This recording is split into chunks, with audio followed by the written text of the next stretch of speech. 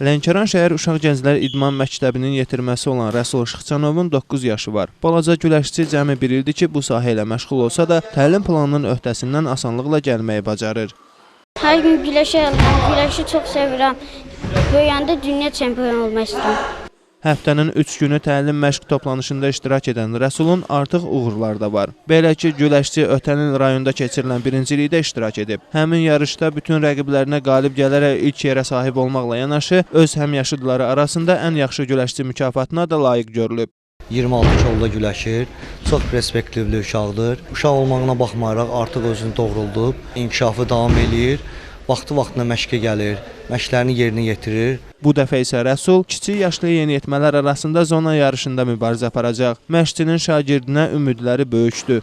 Rəsul özü də bu yarışı hiss eləyir, bilir ki, bu yarışda birə çıxmaq lazımdır. Biz də işləyirik, əlimizdən gələn eləyirik və inanıram ki, həqiqətən də Rəsul bu yarışda ilk respublikasını çempionluqla başa vuracaq. İdmançı haqqında digər bir maraqlı məqam da ondan ibarətdir ki, balaca Rəsulun uğurlarını seyr edənlər onu adaşı Rəsul Çunayevin davamçısı hesab edirlər. Elnur Ələkbərov, Hicran Şükürov, Lənkəran.